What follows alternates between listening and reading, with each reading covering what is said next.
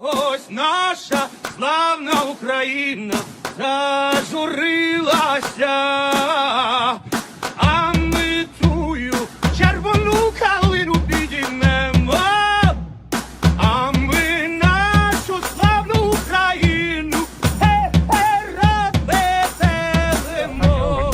Хакер, братан, що, прибіла? І червона калина похилилася.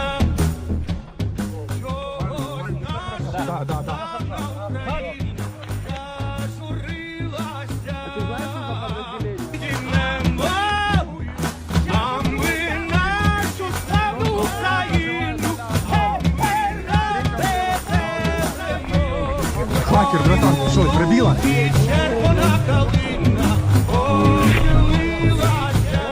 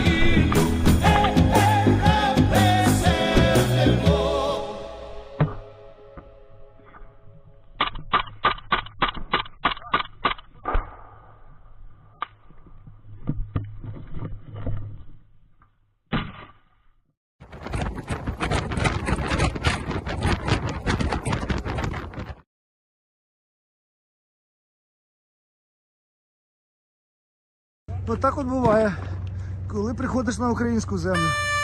Отак от буває. Твоя стійко заходи, та я твоя дівчина, я чекаю.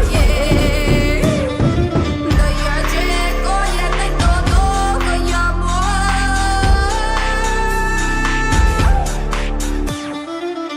РФ.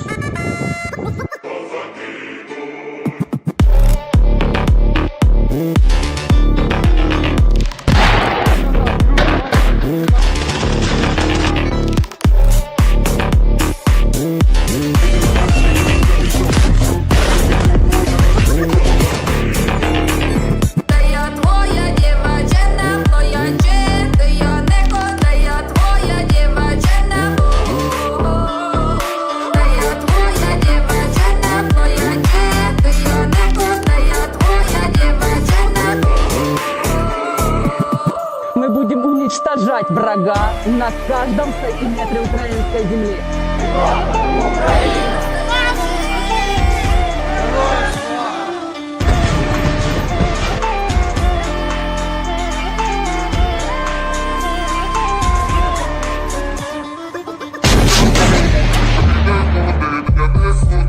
Fuck you, Putin!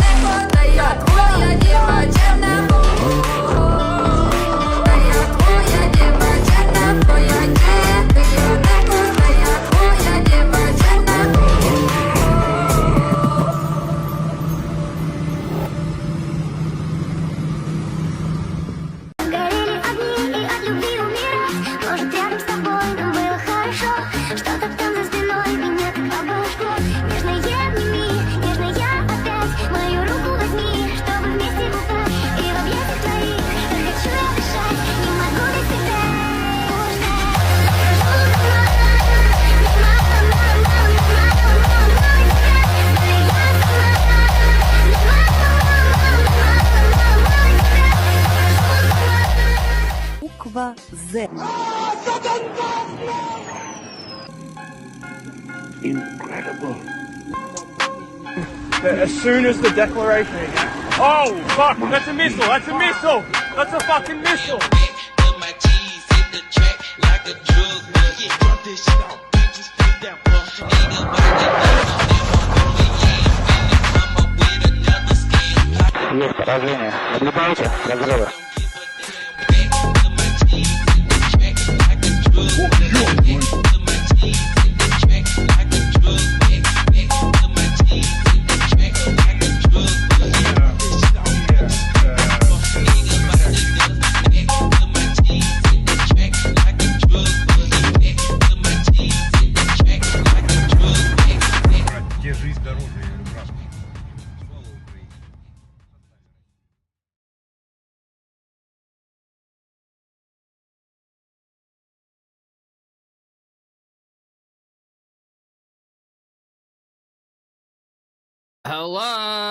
Hello. Let's see, is everything working? I kind of screwed up a bit at the start there. Obviously my rushed video opening edit didn't work out as planned. Some of the audio got mixed up and some of the screens were not in position I wanted them. But live and learn. I guess I need to up on the display. Hello everyone. Hello. It's been a while. First stream, proper stream since the shenanigans with YouTube. But we are back. We are so back, and we are back because things are happening. After months of sluggish, kind of boring stuff, waiting for big stuff to happen since the orchestra broke into Bakhmut. Things are happening, things are starting to pick up, and that is what we are going to be discussing today. So, let's see, this is going to be a map stream. And hopefully not too long of a one. But the first, just to kind of get it cleared up, the first part of the opening video was what I did, my very rushed, like 20 minutes opening video. That's why it looks so bad, and that's why I pushed back the actual start of the stream, and then I just threw on some stuff I found elsewhere. I have this ambition that soon there'll be like an hour-long opening segment of various mishmashes of little clips that I've made and other clips that I've stolen off the internet, and then that will just be the stream at some point, and I won't have to talk. That's living hope. But so, if you're watching this, I'm assuming most of you are aware, because you're probably autistic like me in regards to this stuff, that interesting things are happening. There are shenanigans afoot. Premiere Pro, close you, we don't need you anymore. Where is my map? Here it is here. We are going to be looking at maps, as we always do in these streams, and we are going to be discussing what has happened the past couple days. Because, chat, as I'm sure you are all aware, the Ukrainians have gone onto the attack. I should stress, this seems to be so far a tactical operation, tactical efforts. This does not appear to be the grand spring slash summer offensive that we have all been living and waiting for in months. But it is no less significant because it adds into a bunch of other stuff that the Ukrainians have done over the past couple of weeks that very much look like the prelude and shaping operations to their long expected grand offensive. So what has happened the past 48 hours that has got a lot of people rankled and is making headlines in the news and has got all the Russian Telegram accounts panicked and all the Western pro-Russian shills in my community coping and sieving as they always do. Just mute that and block this person because they're messaging me because they know I'm streaming. Well, I'm sure everyone is aware that the big story for the past couple months is the situation around Bakhmut, the crucial or not, depending on your point of view, city in the Donbass that the Russians, particularly the Orchestra, have been concerting their efforts towards for the past few months. So, around about a week and a half ago, the bald conductor man, I'm sure we all know who we talk about because of the recent shenanigans with YouTube. I don't think I can really refer to the organization or this individual in the way that I would like to, but I'm sure most of you fine and lovely people know who I am referring to whenever I talk about the musicians and the conductor man. The musicians and the conductor man have been focused on the battle around Bakhmut. For the past couple months, they have slowly but surely grinded their way through to take the vast majority of the city.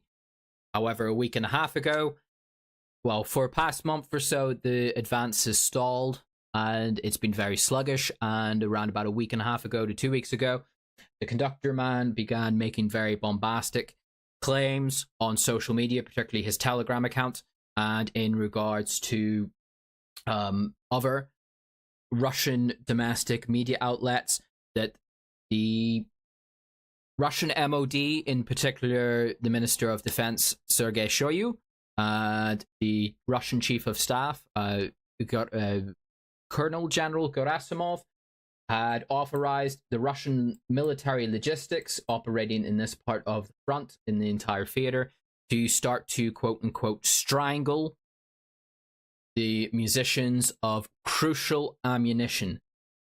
That has negated their combat ability and their progress in the battle for the city. Just to sort of outline why this is so, if you imagine if you go into combat and you only have 2 magazines, which on an AK pattern rifle, you're talking about 60 rounds, you're probably going to be very skittish and very conserving of your ammunition and what you can fire at. That means you're going to have to take a lot more risks. You can't lay down suppressing fire as much as you want to. You can't open fire on things you would otherwise would, because you have to conserve your ammunition. In terms of heavy weapon support, it means that the musicians' artillery, be it heavy artillery or be it light artillery in the form of mortars, aren't able to put as many shells downrange onto targets that you are marking for them, which means that Ukrainian strong points will sustain themselves for much longer. Ammunition in a war is pretty much crucial, probably more important than the food to keep the soldiers physically fed. If you are strangling the ammunition supply for a combat unit, you are rendering that combat unit pretty much ineffective.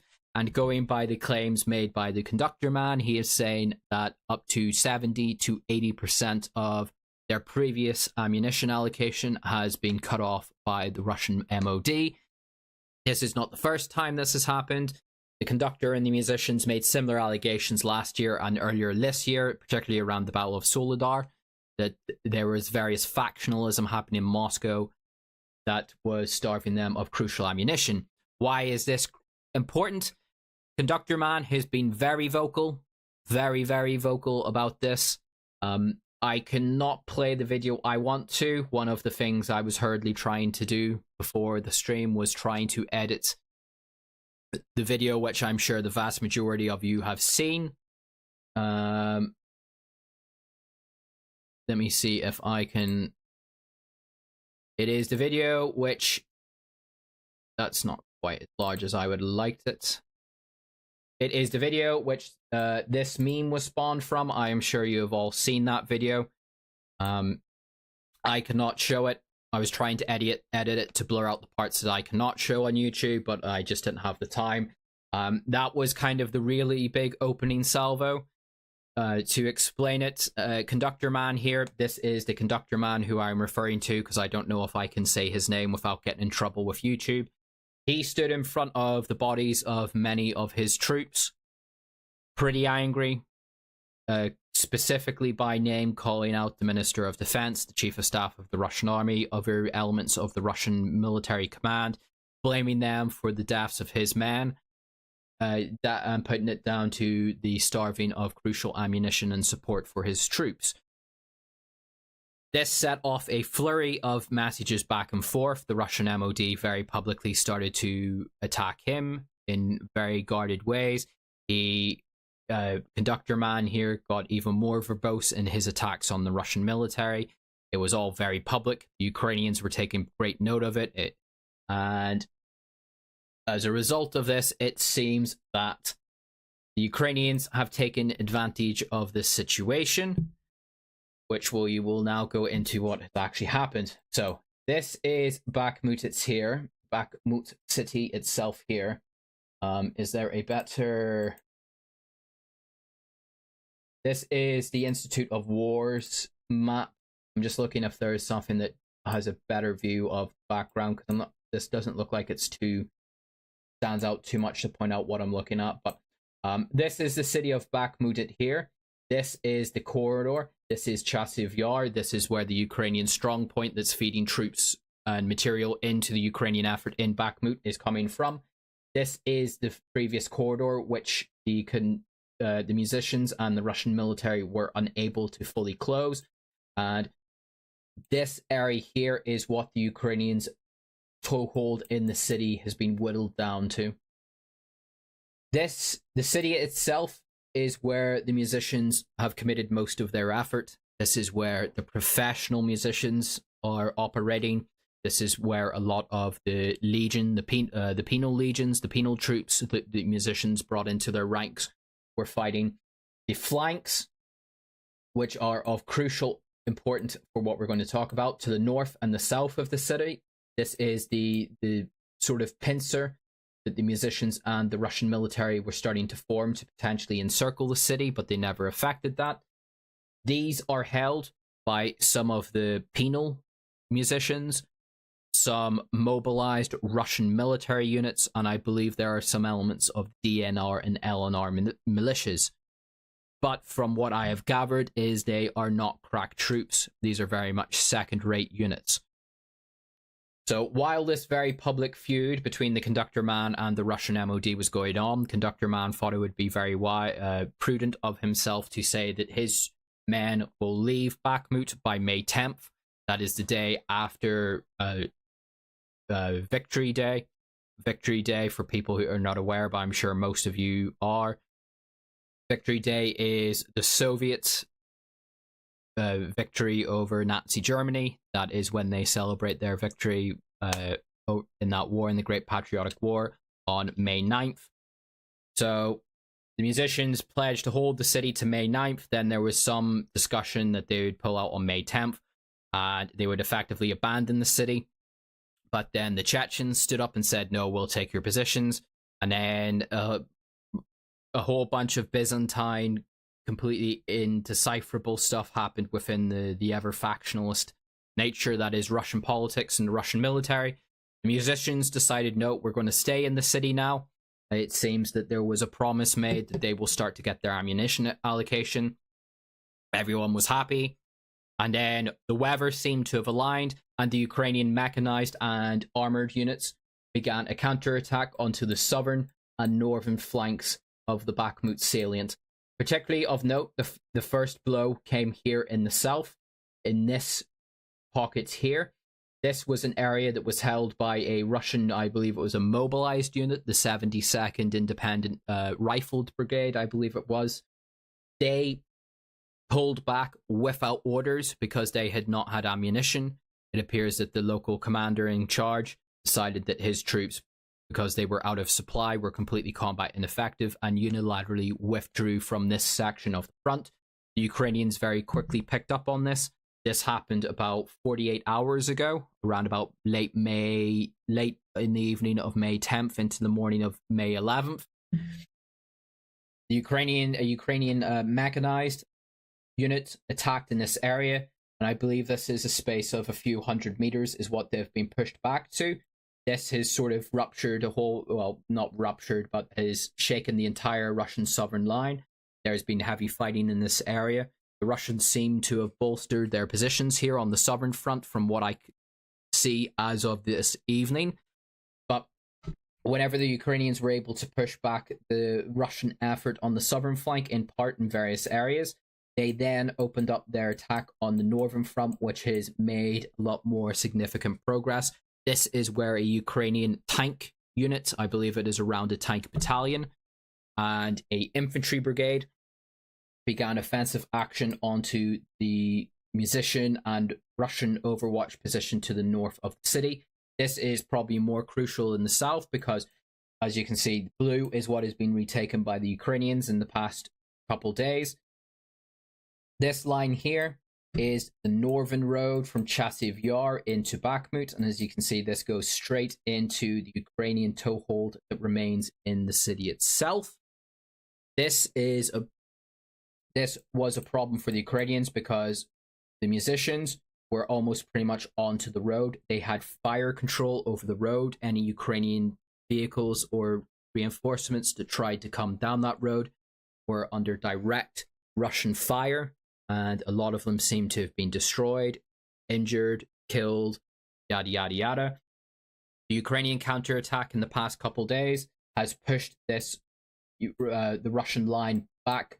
I think it's around about a mile to a mile and a half, all the way back up to the Bakhmut reservoir to the north. Forgive me. And this now means that Ukrainian reinforcements and resupply can freely use this road to enter Bakhmut. This takes a lot of pressure off of the Ukrainian logistics effort into Bakhmut now. Also, it gives a lot of breathing space to Ukrainian operations further to the north. It puts a lot of pressure onto the musicians' efforts into the city itself, and it's mixed, and I'm not too sure what the situation is with the Russian lines further to the north up along the reservoir and further to the east of the Ukrainian push in this area. So, but alongside this, there is still fighting happening inside the city. So where the Ukrainians are starting to make admirable efforts to the south and to the north of the city, the musicians continue to grind their way in the city itself. So the musicians are slowly making progress in the city. Past couple days, they've taken another couple blocks in the city. Very costly to both sides, but the big story at the moment seems to be the fighting around the city itself. So we could still find a position where the musicians in the next couple days to the week, depending on what the ammunition situation is like, completely takes over the entirety of the city itself. But that is, we'll have to wait and see what happens. But we could see the Ukrainian efforts continue to make progress to the south and to the north. There is some probably overly ambitious estimates going by some of the more pessimistic Russian analysis and some of the more overly optimistic Ukrainian analysis that the Ukrainians could be attempting to try and encircle Bakhmut in its entirety with these efforts. I think that's probably a bit far-fetched. The Ukrainian units that I've seen, well, what I've estimated to be employed in this effort are, you're talking about a couple, maybe a few battalions at most. Talking about maybe a few thousand men, as well as Ukrainian light infantry and mechanized brigades might equip themselves. I think they're probably going to need more than a few thousand men to try and encircle the city, and for that to effect, the musicians would have to stay in place in the city and allow themselves to be encircled. There's a lot of historical analogies going around saying this is a new Stalingrad in the making. Just like Stalingrad, because everything has to be analogous to something that happened in the Second World War. The Ukrainians hit the weaker flank positions, whereas the enemy is taking the city and will become trapped inside it. I'm not seeing evidence that is immediately going to happen, but that is what some of the more optimistic or pessimistic, depending on your point of view, estimates are what's going to happen or might potentially happen. Again, must stress, this is not the offensive. I've not seen evidence that the men and the numbers of men involved seem to be far too small for this to be the offensive, but this is certainly thrown a large spanner into the works for the Russian and the musician efforts in Bakhmut and around Bakhmut itself. I almost said his name. I almost got in trouble. Conductor man is being very vocal about what's happening around in the city. He's put out quite a lot of statements over the past 24 hours. Very strong criticism of the Russian MOD. This is filtered down to the other musician-aligned Telegram groups, where they are becoming increasingly critical, angry, and hostile to the Russian MOD and the Russian army, and the antics that are going in Moscow. to such an extent. The conductor seems to have made another ultimatum suggesting that unless the Russian MOD and particularly Shoigu, the Minister of Defense, takes immediate action and starts to rectify the situation, is that he might just completely withdraw his men from the city itself. He's put out a number of messages suggesting that unless there is drastic action taken, is that the Russian effort in Bakhmut might be completely squandered and the Ukrainians might take the city again, which would be extremely humiliating for Moscow, and not particularly be a very good sign for Russian progress in the war. So that is the situation around Bakhmut. I'm doing it very fast because I don't want to be on the stream too long, because I've got a couple of other things I need to do tonight, but that is the situation around the city itself. There is heavy fighting going on in the northern flank as of this evening, with suggestion that there are more Ukrainian reserves being pressed out of Chasiv Yar to reinforce the Ukrainian efforts in the north of the city. This counterattack has been sort of talked up for months now. Second in command of the Russian Ukrainian military suggested that there might be some kind of counterattack around about 3 weeks ago. In many ways, I'm kind of wondering why. Was it intentional on the Russian military's part of view to just undermine the flanks of the musician effort in Bakhmut? Was it just logistics problems? Was it that ever-present Russian incompetence? Who knows? But nonetheless, the effect is the same. Russian efforts in Bakhmut are currently imperiled, and the fight for the city is still very much up in the air. Whereas about a week ago, I would have said that it seemed inevitable before the Russians and the musicians completely take the entirety of the city. That is now up in the air. It is an open book. So just a quick rehash. Ukrainian counterattack to the north and the south of the city has made some ground, particularly in the north. However, in the city itself, the musicians continue to slowly but surely gain more ground. That is the short and quick of the situation around Bakhmut. And Ukrainian resupply and reinforcement into the city has been significantly relieved of the pressure that it was under. This leans into a number of other things that are happening, because here in Zaporizhzhia,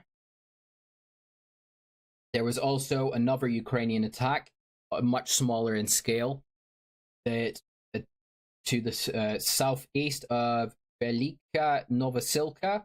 Ukrainian troops crossed the Shatanka, I believe this is, the Shatanka River. I'm not too sure if it's showing up too much here, but this map does display that there is a river in the stream here. Ukrainian troops are reported to have been able to ford across that river and established a bridgehead on the Russian side on the Zaporizhzhia front.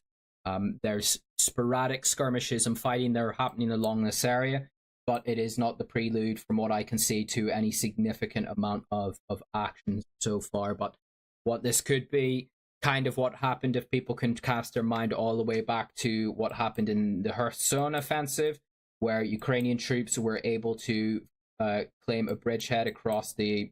I've forgotten the name of this river.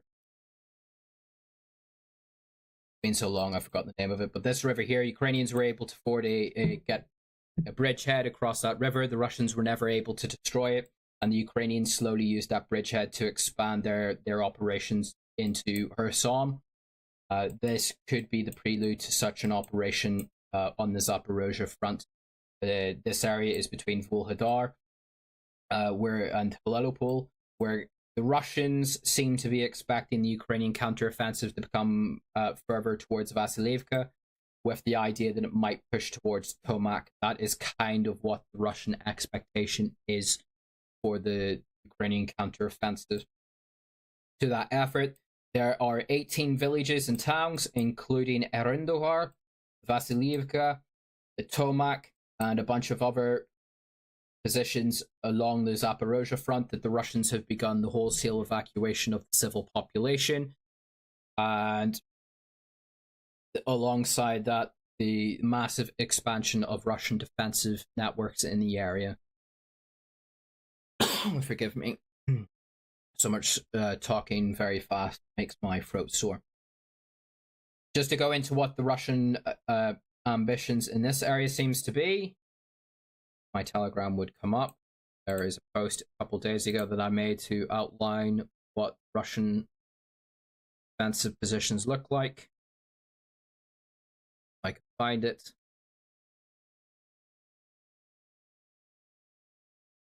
Very far, not far back. Give me a time to find the post.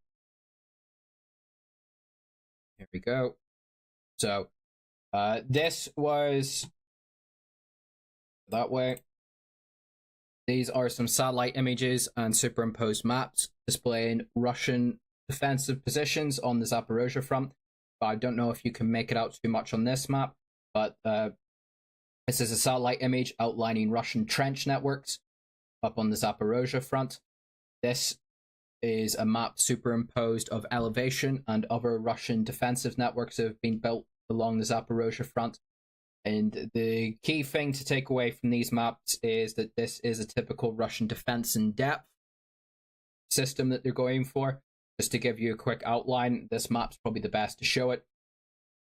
So in kind of mechanized maneuver warfare and generally modern warfare, and especially since the Second World War, Soviet and post-Soviet armies operate around the concept of deep battle, defense in depth, elements such as that. What is defense in depth? Defense in depth is where you have numerous lines of defenses that the enemy will, in theory, slowly expand their combat power and their energy trying to get through one line. That will weaken them in preparation for the second line of defense. If they get through the second line of defense, they then have to deal with a third line of defense. Understand that while these attacks on each line of defense go on, is that in theory, and I would be very surprised if not in practice, there will be Russian reinforcements and reserves will be released to bolster these various defensive lines. So if the Ukrainians, say in this area, make an attack, you have these very front positions here, which will probably very lightly armored. They're probably more minefields and obstacles like that just to slow any Ukrainian effort here. So this is along a 15-kilometer wide front with a, well, if that's 20 kilometers, you're talking about a 25-kilometer deep defensive line to the north of Tomak. So this is the Tomak defensive position. Whenever, in theory, if it does happen, a Ukrainian offensive begins in this area, whenever they hit these very frontal positions here, these units will probably be just there to try and slow down and report back to defensive positions behind the line to give them the heads up, and then they'll probably retreat or be destroyed in position that the Ukrainians are coming. Then potentially that is whenever the Russians will start to release reserves up to this front, first kind of main defensive position, this front line here. If the Ukrainians get through that, the time that they take to get through that line and the amount of men and material that would be expended in trying to do that, that is going to weaken their combat power. So whenever they come to the second defensive line, which it looks a lot more expansive than the first or the second, there will be further Russian reinforcements will have bolstered here, which will slow down and weaken the Ukrainian effort again. If the Ukrainians do make it through the second line, then they have a third line where they'll have to do the same. The point is to slow down any Ukrainian effort and to weaken it so that the Russians can fight it off. The idea of slowing it, it means, particularly in this part of the front, this is where I think the Russians can reasonably use their air power. This is fairly far enough behind the front line where I expect that Russian, particularly lower flying aircraft, the Su-25 Frogfoots, helicopters, stuff like that, will probably be able to operate with a lot more freedom without the threat of Ukrainian air defense in this area. This is where I think Russian air power would be able to be significantly hamper Ukrainian efforts. Russian artillery as well, if Ukrainian offensive action is being slowed down, trying to take these towns and to push into these pre-prepared defensive positions. You can be sure that alongside these defenses itself, the physical trenches and minefields, the Russians will have mapped and geolocated every single position around these defensive lines. So the second any Ukrainian vehicles or men start to turn up in those areas, Russian artillery knows the exact coordinates they need to dial in to put fire and put shells downrange on top of them. And then, hypothetically, if the Ukrainians do somehow have enough men and material to punch through all three lines of this defensive cordon here, well, they've also got towns that they're going to have to fight through. Urban combat is very slow and very costly. But let's say if they do manage to punch through these areas, that then means that the Ukrainians are then have to fight into the city of Tomak itself. Tomak isn't an especially big city. It's around about the size of Bakhmut. But look at how long the fighting in Bakhmut has gone on for. So the whole point is to slow down and to wear down and sap Ukrainian military combat power and strength. So if the Ukrainians somehow did ever manage to fight their way through this defensive position and then start to get bogged down in the fighting in Tomak, well, depending how wide of a front the Ukrainians decide to go on their counteroffensive for, but let's just say hypothetically it's this just will conveniently match up to this map here. Let's say it's along a 15 kilometer effort. Well, that's going to be a fairly narrow part of the front. If the Ukrainians are starting to push out in a salient 15 kilometers wide down towards Tomak, that also opens up the position if the Russians are savvy enough to build up combat power with reserves on the flanks, say in this area here and in this area here, potentially opening up the opportunity for the Russians to give a backhand blow, which ironically is what the Ukrainians are giving the musicians at this moment in Bakhmut. A backhand blow is, in military parlance, it's whenever the enemy has gone onto the offensive, has taken ground, but then you're able to strike him in a position where he is weak and undermine and potentially cut off and encircle his offensive units. So while Ukrainian troops might be engaged heavily in fighting in Tomak or around this third defensive position of the Russians, a Russian counterattack up towards Novoprokopivka,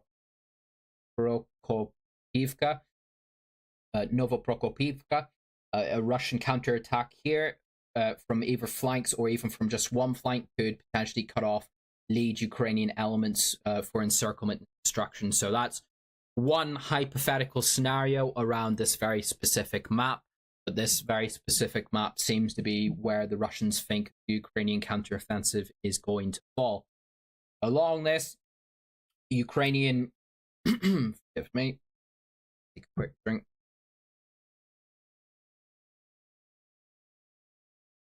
Pardon me. Alongside this, and why the Russians probably are thinking that the Ukrainian effort, just to give you an idea, this is the area that map was just showing.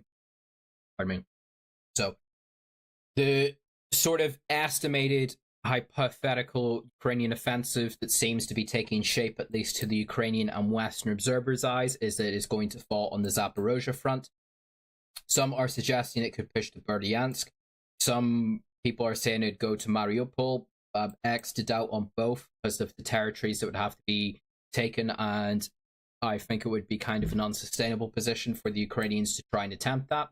So the kind of default position that people are taking is that the Ukrainian effort will probably come down towards Tomak, hence why the Russians have put up their defensive lines here, because Tomak is kind of the doorway, it is the key that opens up the rest of Kherson, potentially the road to Crimea, but crucially the city of Melitopol.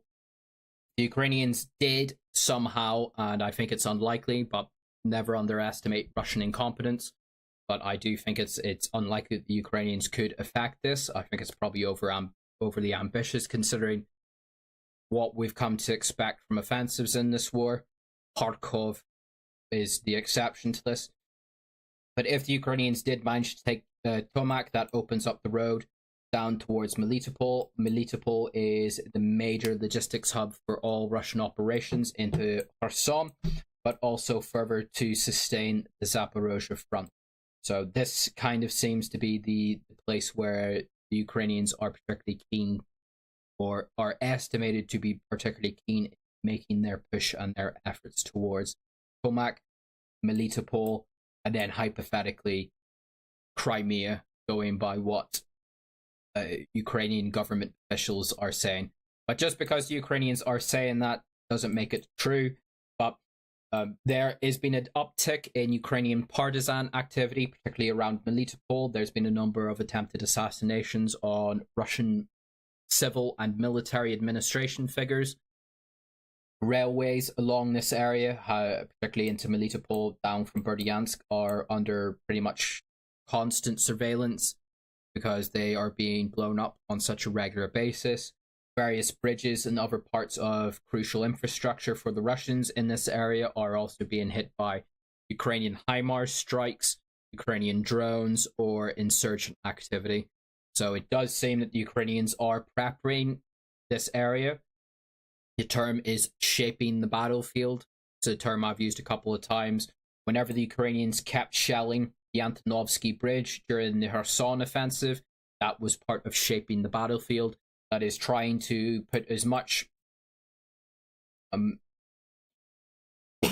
forgive me, my throat is especially sore today. Shaping the battlefield is where it is what the name suggests. You are trying to shape the battlefield before the battle commences. You try and pinprick enemy logistics, you try and map out the terrain, you try and estimate where enemy positions are, where their strong points are going to be. You try and undermine their morale, you try and undermine their logistics capability. You are trying to put as many factors in your favor before the true battle effectively commences. So what the Ukrainians seem to be doing this with the drone strikes on crucial fuel infrastructure. So over the past couple of weeks, we have seen a major fuel plant somewhere down here south of Sevastopol. I believe it is this area here.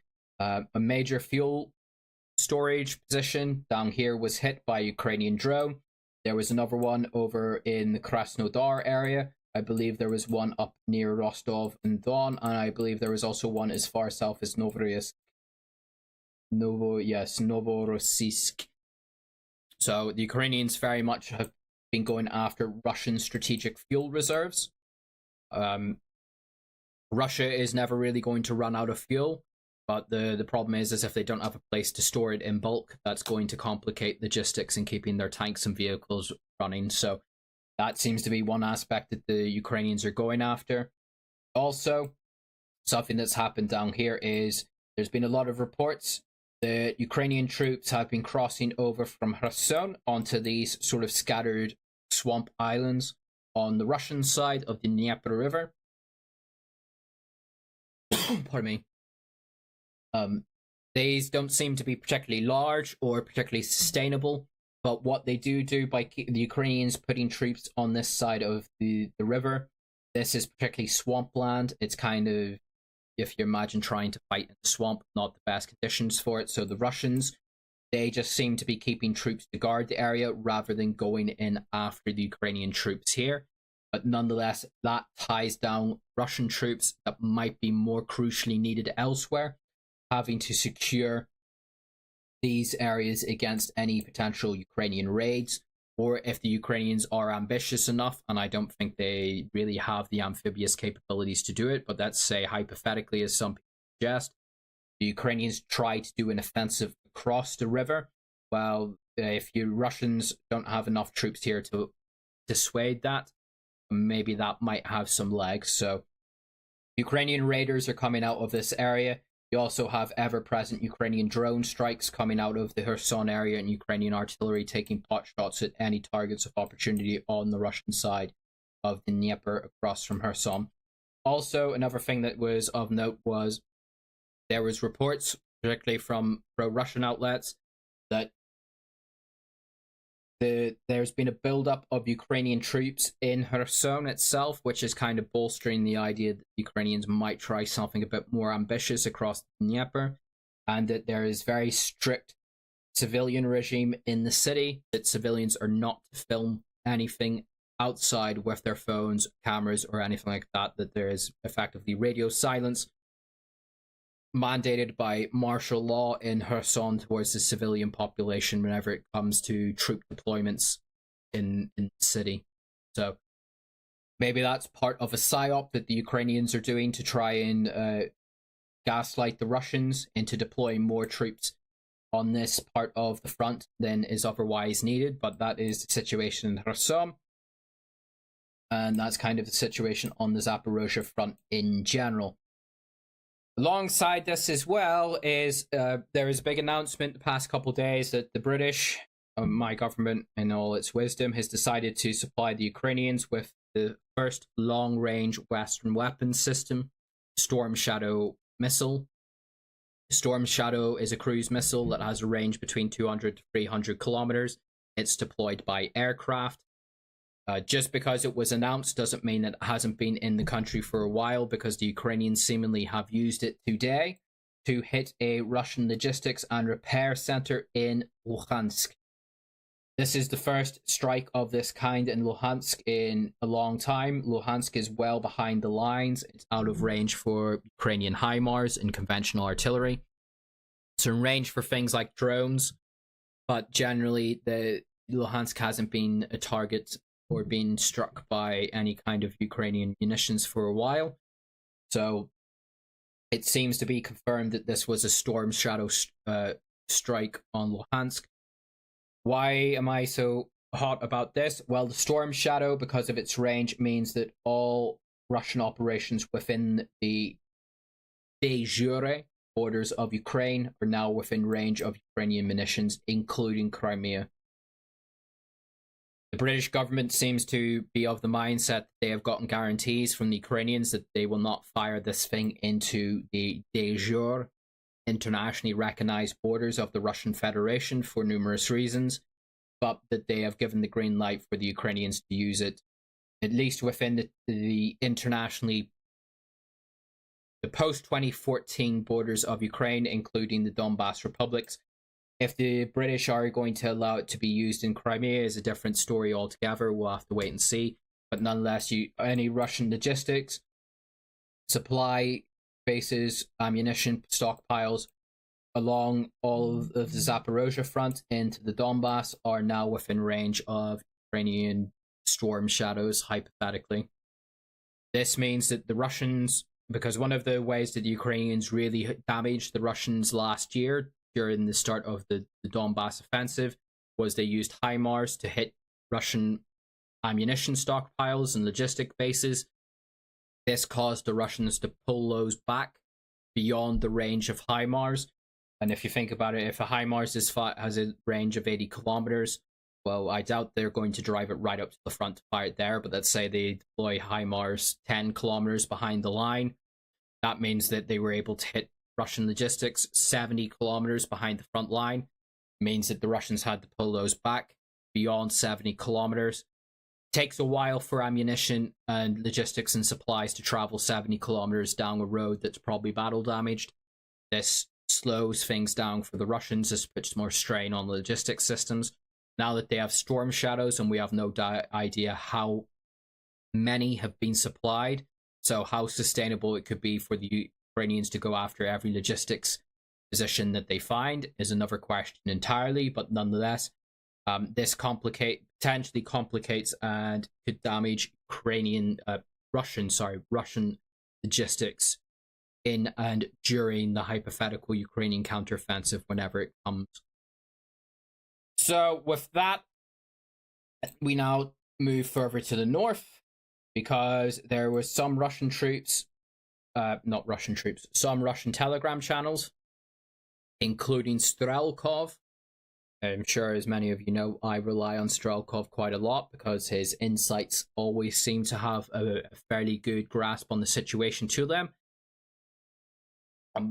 There was reports that Ukrainian armored battalions and even brigades have been spotted operating around Kharkov. There's been a build-up of Ukrainian troops in the area, and Kots News was where I first seen the report, and then there was a suggestion from Strelkov as well that backed him up. There is some suggestion from Russian sources that the Ukrainians might be preparing for an offensive across the border. Very sketchy on this, because if the Ukrainian army is going to cross the border in an offensive action, that is a pretty big escalation. there have been various units, very small operations across the border, across the frontiers over the months in the past year, but they've always been small and they've never been looking to take ground. It's been more for propaganda efforts or sabotage or to hit very specific things. However, if you've got Ukrainian battalions, and what the allegation seems to be saying, it seems to be saying that the Ukrainians are going to cross the border and seize some border towns, or that the Ukrainians might actually be suicidally, I would imagine, because of the retaliation and the escalation. It would, I would imagine, though, never underestimate the ability for the Russians to just take things and just not respond to them. But if there's an allegation that the Ukrainians might be insane enough to launch an offensive with the idea of potentially taking Belgorod itself. No idea about this. I am leaning very strongly, I tend to lean against the idea that this isn't happening because, again, it's one thing for the Ukrainians to do military operations within the internationally recognized borders of Ukraine. If Ukraine begins invading Russia itself, it kind of paints Ukraine in a different light internationally. Although not to the West, I imagine that Western countries will just accept Ukraine no matter what it does. But domestically in Russia, this would probably precipitate the overwhelming call for a overt declaration of war and a move to full Russian military mobilization. While the Russian government might make various plaudits and the like that Zaporizhzhia and Kherson and Luhansk and Donetsk, are core territories of the Russian Federation. I think the vast majority of Russians are kind of the mindset that, yeah, okay, it is Russian in a sense, but they aren't as Russian as Belgorod.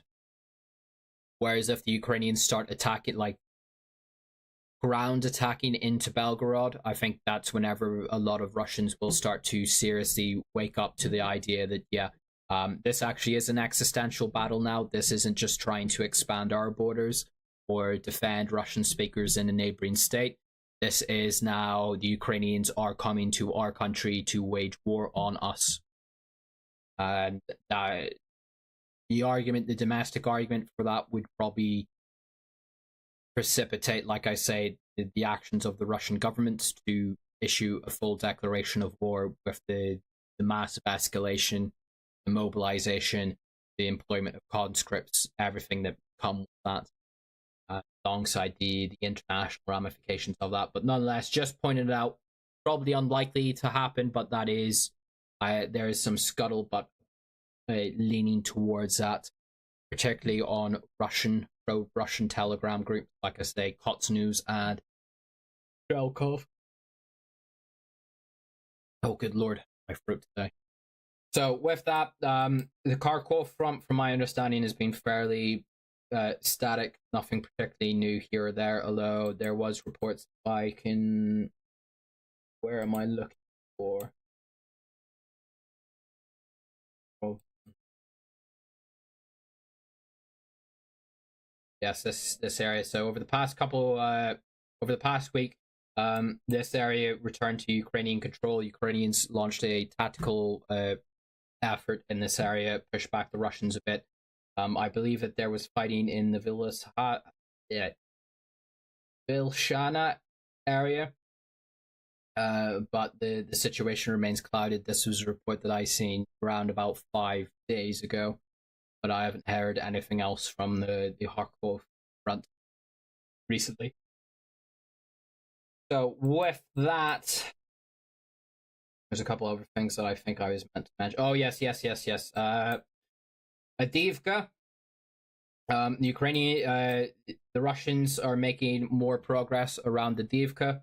To the north, they've made some gains over the past week, but the most gains were around the south as they tried to pressure Ukrainian positions in the city itself.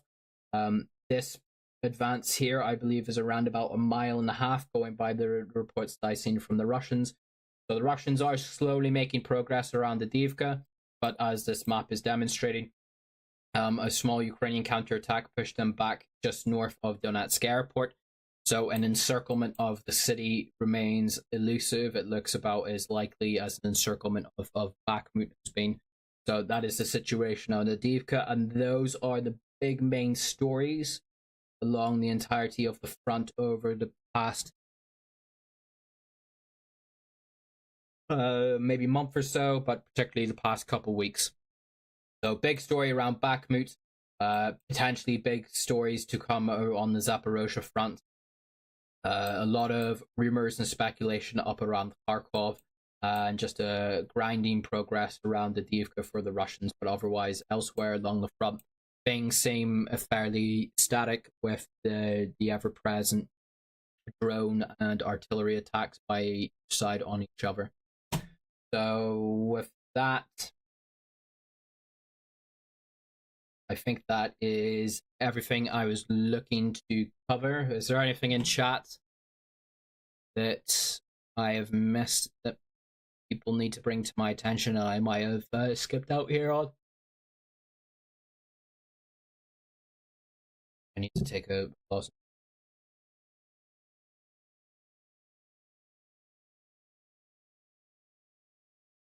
What the UK has done with Storm Shadows will expand this conflict.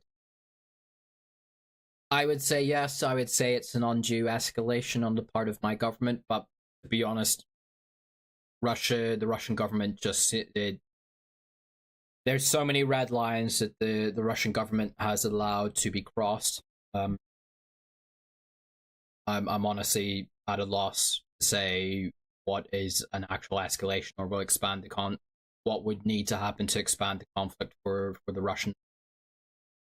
Unban Empire of Lies, bro. No, I'm okay. Best Noodles for $5 US. Thank you so much. Thank you for coming back to us, Michael, and God Save the King. Indeed, God Save the King. Who will win this war? Questions out. Like I say, I'm waiting to see what the efforts of the counteroffensive will be like. Another thing on the counteroffensive,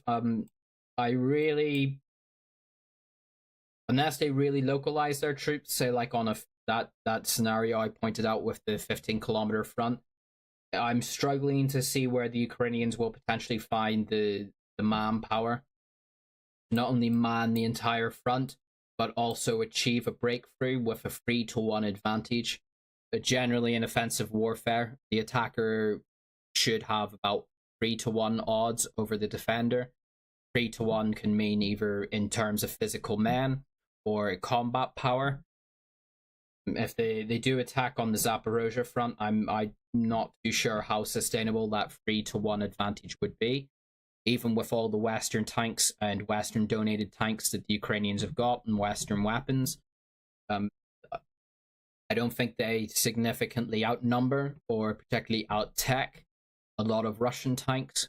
So I don't think there's a make-up in combat power there. Also, as I alluded to in the scenario I covered earlier in the stream, Russian Air Force will be particularly active in this area because of the lack of strategic Ukrainian air defense coverage here.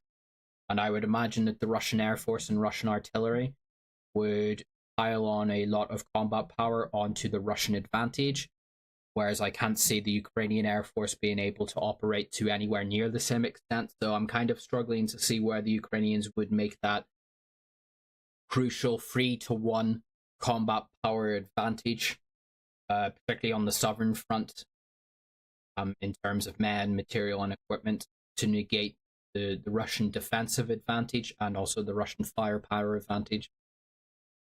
So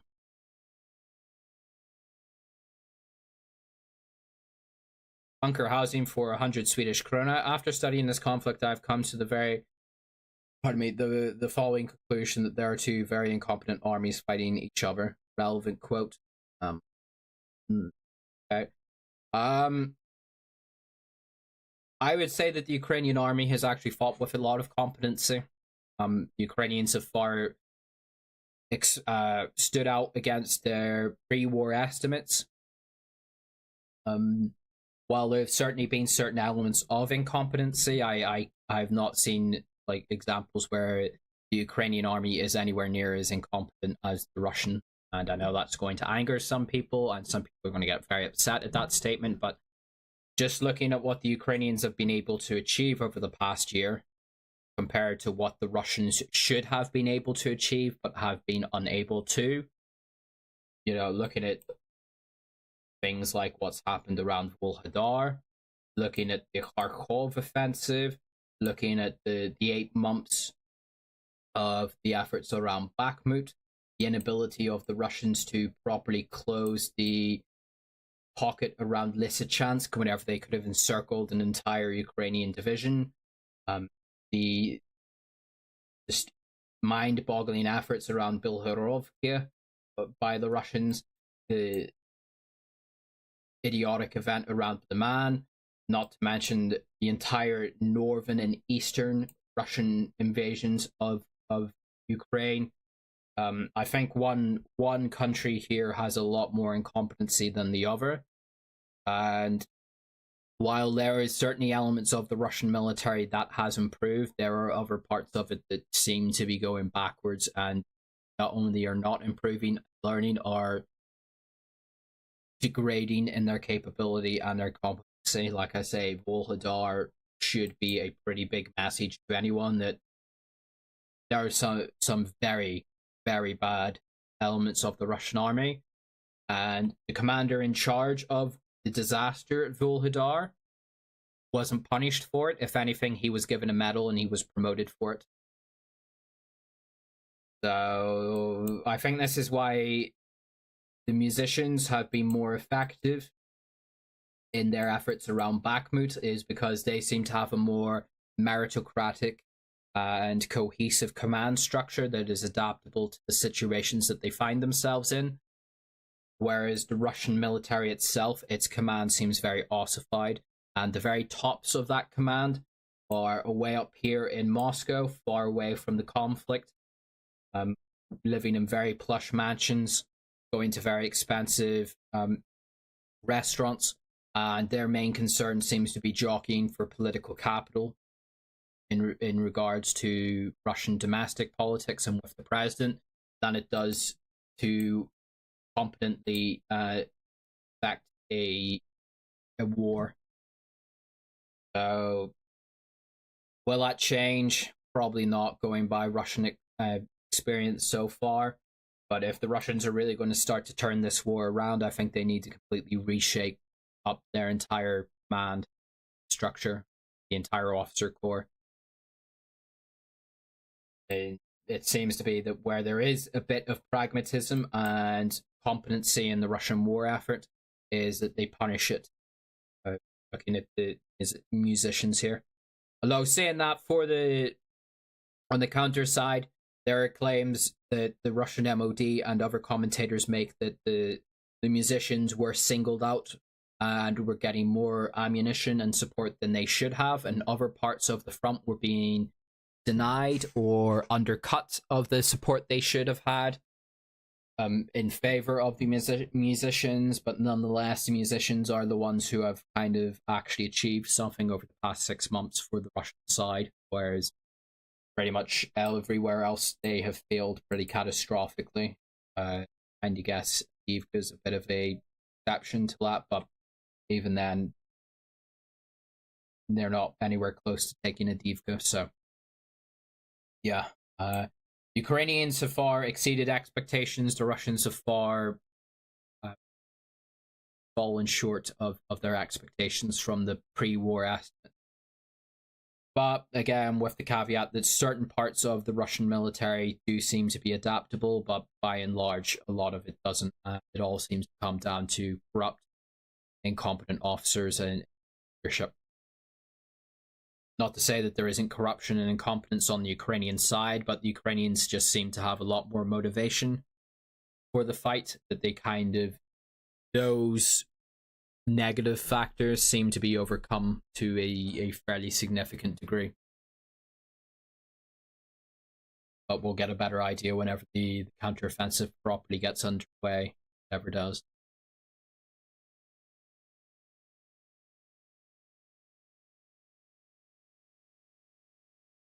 $100. I wish it was $100, but it was 100 Swedish krona.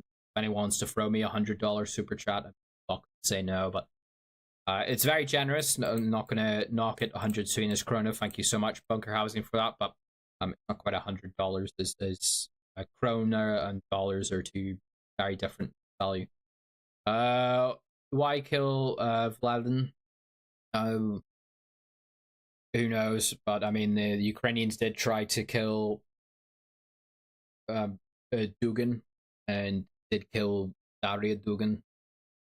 And then they also tried to kill another pro-Russian blogger up in Bryansk over the past week. I haven't seen too much about that. I was kind of taking a bit of a step back from the channel, so I kind of missed that. But it's just kind of the effort to, one, remove big pro-Russian commentators and propagandists, but also to stoke fear domestically in Russia. The whole drone attack on the Kremlin as well, it just heightens the situation in Russia.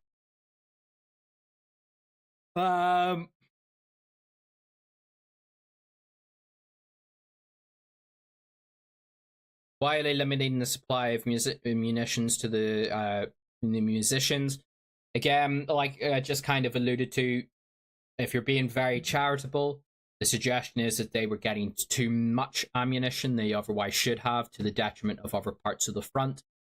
With the expectation that there's a Ukrainian counteroffensive coming, you want to stockpile munitions for that battle. So if one unit is kind of hoovering up more than it should have, that's running down the stockpiles of other units. Pardon me. That might be more crucially needed to counteract an offensive. But on the probably more realistic side is that there is a lot of there's a lot of factionalism in the Byzantine world of Russian domestic politics, especially in Moscow. This war has not especially poured a lot of good publicity onto the Russian military. The Russian military is led by Sergei Shoigu. Sergei Shoigu was he was perceived to be the anointed successor to Vladimir Putin before the war. He was kind of like earmarked potentially as his successor. That is very much gone down in likelihood since the war, because the military under his trusteeship proven itself very incompetent, far below what it was expected to achieve. So along comes a man who runs restaurants, but is diversified into mercenary companies, and he is part of the inner circle, but not part of the Siloviki. And he has come out and shown that his men can achieve results where the Russian military can't. So domestically, his stock in Russia goes up. So Conductor Man and Shoyu are kind of having this interpersonal feud, jockeying for domestic position, popularity in Russia, but also in standing with the president, because all power, political power in Russia ultimately derives from Vladimir Putin. So if you're in his good side, your political power grows. If you are on his bad side, your political power goes down. So by cutting or strangling the supply of ammunition to the musicians, they can't achieve the successes that they have. So therefore, the Conductor Man's stock starts to go down. If the Conductor Man isn't pulling out the victories that he otherwise was, well, then he starts to look as bad as the rest of the Russian military, and maybe he doesn't get earmarked or viewed with the same starry-eyed publicity that the other elements or he otherwise would have in Russia domestically or in the eyes of the president. But the world of Russian interfactional politics and feuding, not even going to start to get into that. I don't have any idea about that. I don't think many people do unless you are physically in there and a part of it. It is incredibly Byzantine. You've got the Chechens in Kadyrov who in alliance with Conductor Man, and then the next week they'll be in alliance with the MOD, or you'll have a Russian general who was feuding with Conductor Man, who then gets sacked, and then 2 weeks later he ends up employed and deputy leader of the musicians, or you have a governor of an oblast in Siberia who 1 month is pro Shoyu, next month he is pro Kadyrov in Conductor Man, next month he's building his own political base. It's Russian factional politics. Like I say, it is extremely Byzantine, and I am not the person really to keep tabs on it unless it sort of delves into these military affairs where I can sort of more see the effects of it rather than the who's and whys of it. What is Conductor Man's military background? He was a chef. Before that, he was a criminal. I believe he went to prison. But according to Strelkov, he does appear to have had some kind of relationship with the GRU or maybe the SVR. Because according to Strelkov, Conductor Man was in Bosnia during the Bosnian War, fighting or operating with the Serbs, and he was actually under the command of Strelkov. So he does seem to have some kind of Siloviki background. But so if I explain the Siloviki is kind of the name for the ruling clique in the Russian Federation, the sort of inner circle of Vladimir Putin's government and power base. They tend to be people who have come from the military, the law enforcement, or the intelligence services background.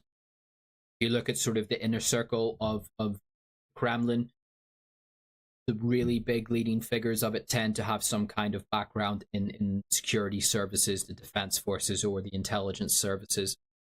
Those collectively are known as the Siloviki. Conductor Man isn't technically part of that. He's outside of that. But he does seem to have some kind of background with the GRU, maybe the SVR. Like I say, going by what Strelkov alleges anyway, that he did do some kind of time in Bosnia for the Serbs.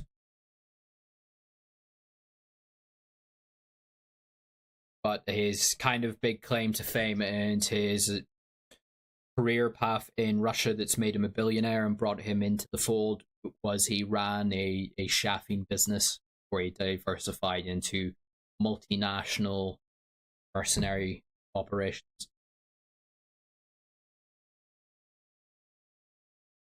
Which actually brings me up to something I was meant to explain, but I haven't got round to it, so I guess I can do it now. In regard why I am referring to the conductor and the musicians in the way that they are. YouTube, and I need to remove that video, so I'll do it as soon as I finish this one, but not to rehash the entire thing, but YouTube hit me with a strike, but they thankfully rescinded it because I was apparently endorsing a criminal organization. The musicians are registered or recognized as like a terrorist entity in a couple of Western countries, and YouTube seems to recognize them as such. So just in an abundance of caution, it's probably best not to refer to these people and this organization by its name, hence Conductor Man and musicians. But also it appears that the United States, the United Kingdom, and a number of EU countries are moving in the direction to register the musicians as a terrorist entity, as a terrorist organization. Not too sure if I agree with that. I don't think they really are a terrorist organization. They are a combatant in this war. It's not like they're setting off car bombs in Kiev or assassinating political or cultural figures in Ukraine, like certain elements of the Ukrainian state seems to be doing in Russia. The only people that the musicians, from my personal point of view, seem to terrorize, like go out of their way to terrorize as a point of policy, are turncoats and defectors. Whenever the images of musicians torturing or killing prisoners of war, that's bad. Completely condemn that unreservedly, but that doesn't seem to be an element of policy. Although Conductor Man seemed to imply as such a couple weeks ago in regards to Bakhmut, that doesn't seem to have actually panned out.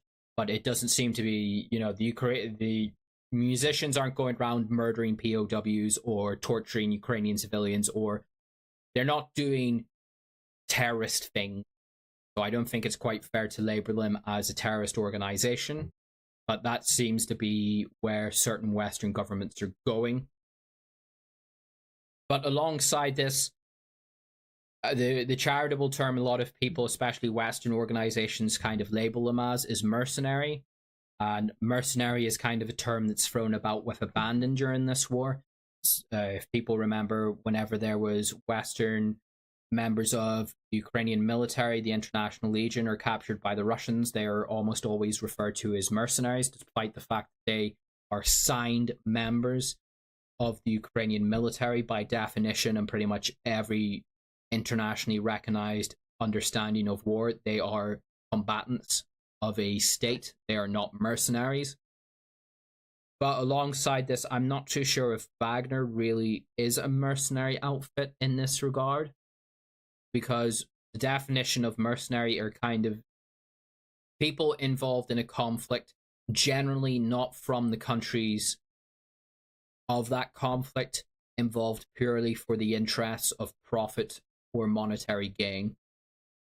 That's kind of the general understanding of what a mercenary is.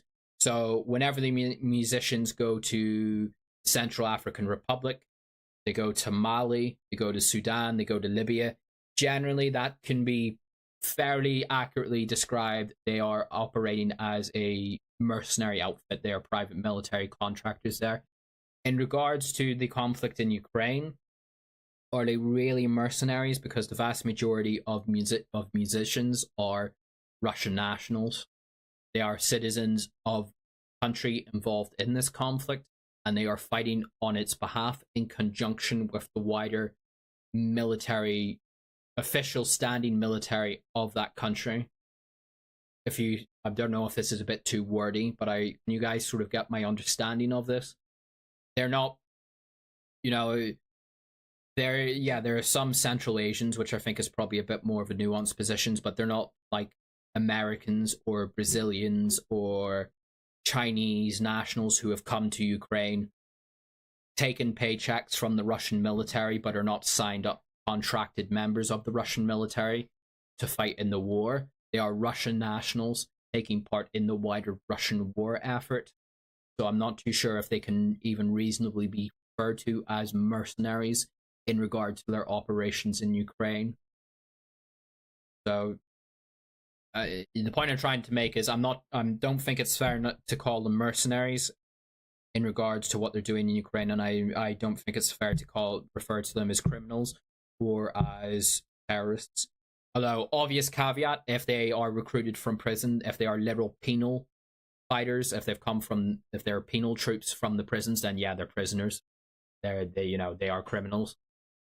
But in general, the organization itself, and especially the professional core of the musicians, they aren't really they're combatants. They are an entity, combatant entity in this conflict. They are not like a gang of bandits or mobsters, or they're not a foreign mercenary outfit. They are from a country involved in the conflict and are supporting that country in it. So don't know if that's too wordy, and my peanut scatterbrain is kind of bouncing around too much around that issue, but that's kind of a nuanced thing I was looking to make. You don't need 3-to-1 advantage if your enemy is just running away. Yeah, I guess so, but as bad as the Russians have proven to be, I don't think they're just going to cut and run on the Zaporizhzhia front.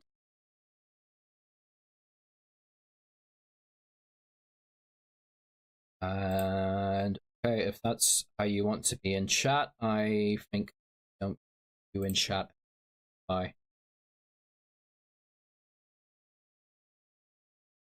What do you think will happen to Gonzalo Lira? He'll go to prison for probably about 5 to 6 years and then probably deported. I don't think we're going to be... Next time we hear about him will probably be his sentencing in court. That's kind of where I expect we'll hear the next from Coach Red Pill.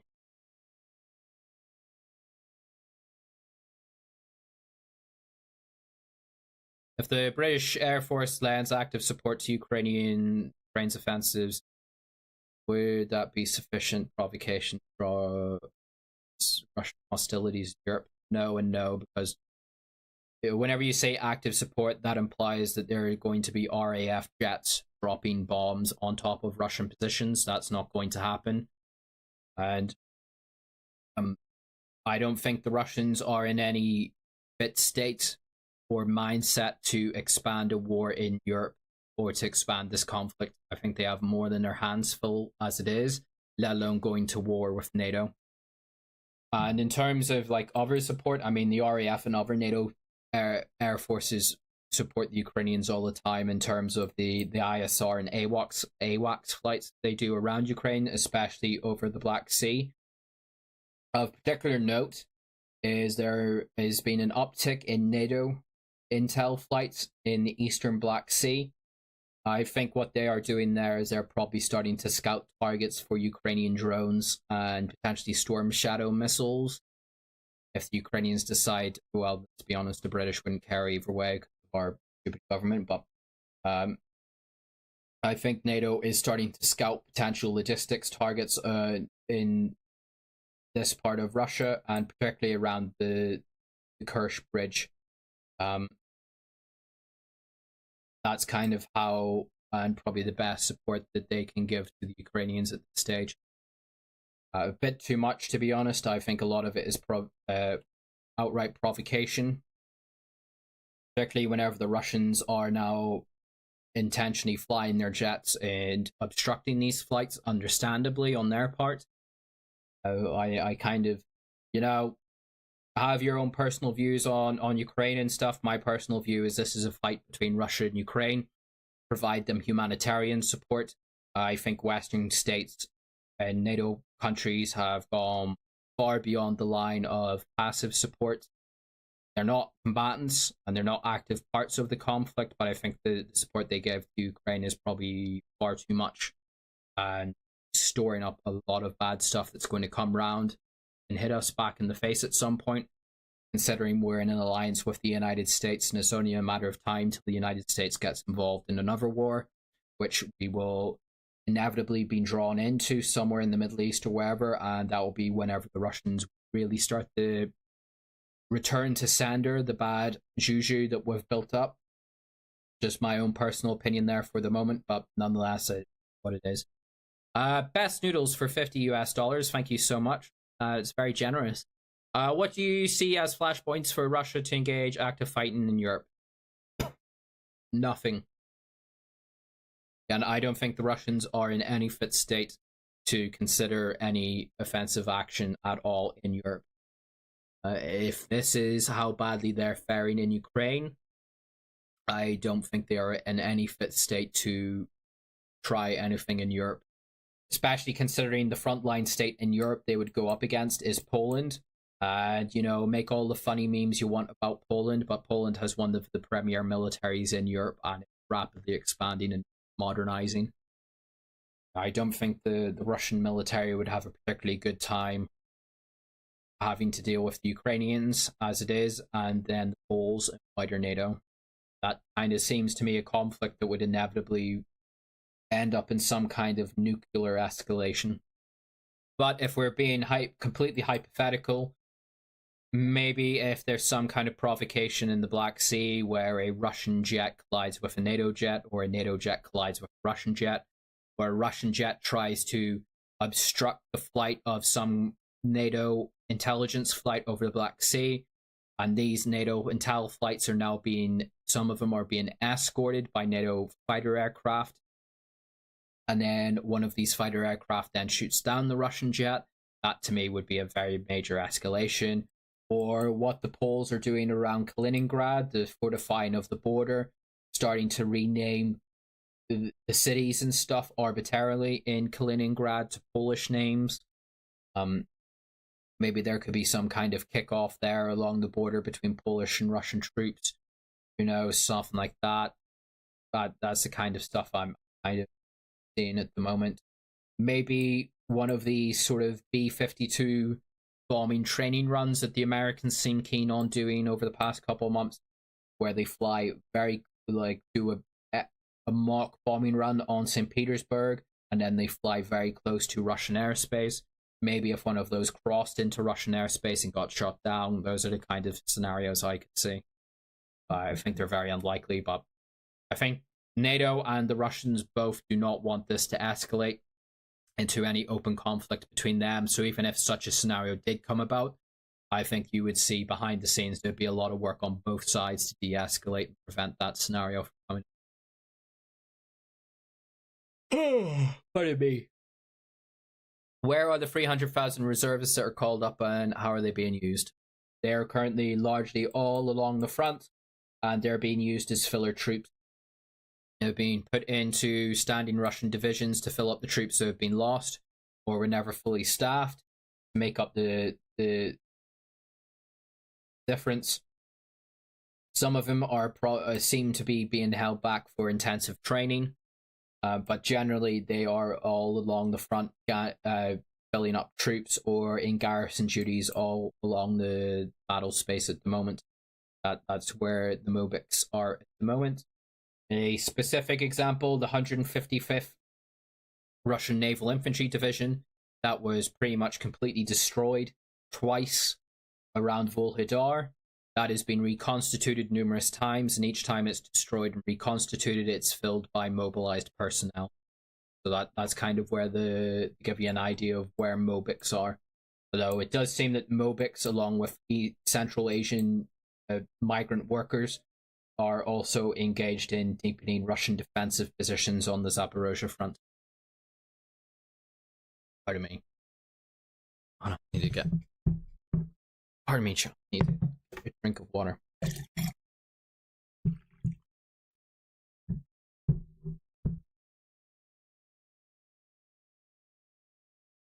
Oh, pardon me.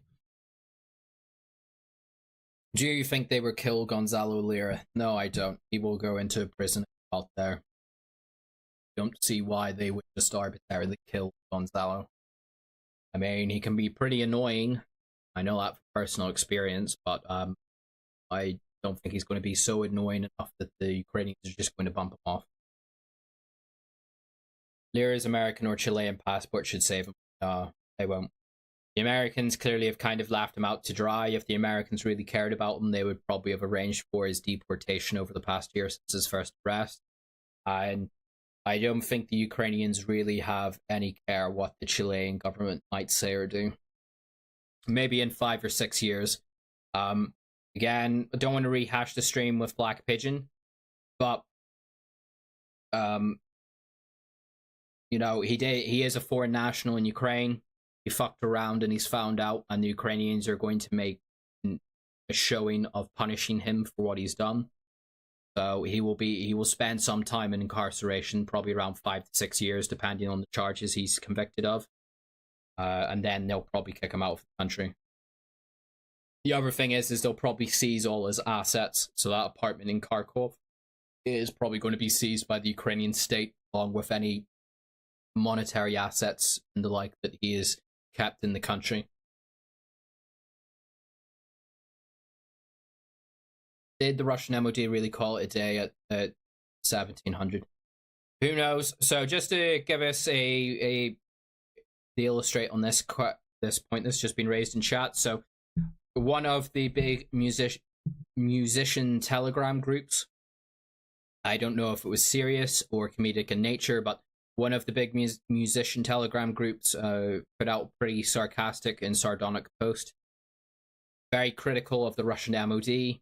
And one of the big points that they made is that their calls and pleas to the Russian MOD back in Moscow are being refused because the staff who would normally operate those phones and communications are, well, they're office workers, so they don't work over the weekend. So whenever it hit 5 o'clock in Moscow, is it going by what is implied by the post that I seen is that those sort of civilian or military office staff clocked off for the weekend and have kind of left the musicians out dry.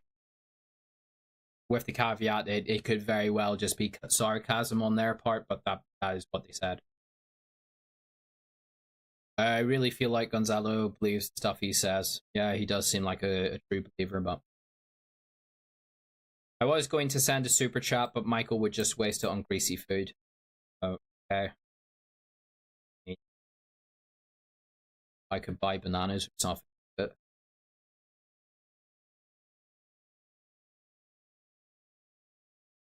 Blackwater could be considered mercenary back in the day. Yeah, I guess under a certain definition of it, but maybe contractor is probably a better term of word. Do you think the bridge is defended enough to stand up to the new missiles? You would think, but I mean, look at what happened at the Kremlin over the past week. You met Gonzalo in person. How did that go? Not the most pleasant experience, but I'm not going to rehash all that. What are the implications to Gonzalo's wife? She's Ukrainian. Who knows? I have no idea about his wife. I would hope she's out of the country. But I don't think the Ukrainian state are going to go after her, even if she was in the country, just because her husband's a bit of an idiot. A big mouth. So with that, is there any other super chats or anything people want to fire in? And yes, if there are people just being dicks in chat, I am going to ban them.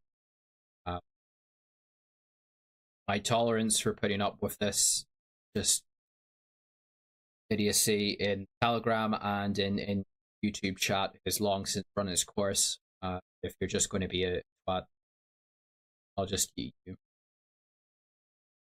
So okay, with that, thinking of doing another stream potentially on Monday or Sunday, depending on developments over the next couple of days. It is a fluid situation. I will keep you all abreast of that as things go. So might do another stream this weekend. But with that, it comes down to the chilling. So with that, if you do like the stuff that I do, please check out my link tree. I'm firing into the chat now. It should be linked below this video. There it has links to my other social media. I am going to upload this as a video to Odyssey. I'm just going to edit it down so it's a bit more cohesive. If you are minded to support me monetarily and keep this all all this stuff sustainable, it is greatly appreciated and it helps. Believe me, it does. I have a PayPal link. PayPal tends to be my more preferred method, and I have also managed to set up to a very convenient donation tab here. Otherwise, I do have a Coffee account and a Cash App if you are minded to do that. I appreciate all the generosity that people do to throw coins my way. So with that, do check out the link tree, and links should be below and in chat. Keep an eye out over the next couple days, as I might do another stream. I'm going to try and get back into the habit of doing proper streams again, and I am working on the tank video. It's going very slow, but I am learning full editing stuff as I go along with it. So with that, I would kindly ask if you might like the video and maybe post a comment, and if you're really keen, maybe share it about. All the engagement does help. I like to try and get some growth back into the channels again. I've kind of had to stagnate for a while, so sorry about the bit of the screw up with the opening video. I'll fix that for the Odyssey stream. So I might take the stream down and then edit it like I will do for the Odyssey video into its own bit more of a cohesive and free flowing video. Out the ers, my throat dying in the background. So with that, thank you for coming. Thank you to the super chatters. Thank you as always. Extremely generous. Helps a lot. And I will speak to you all soon. Have a great day and keep an eye out for future development. Bye bye and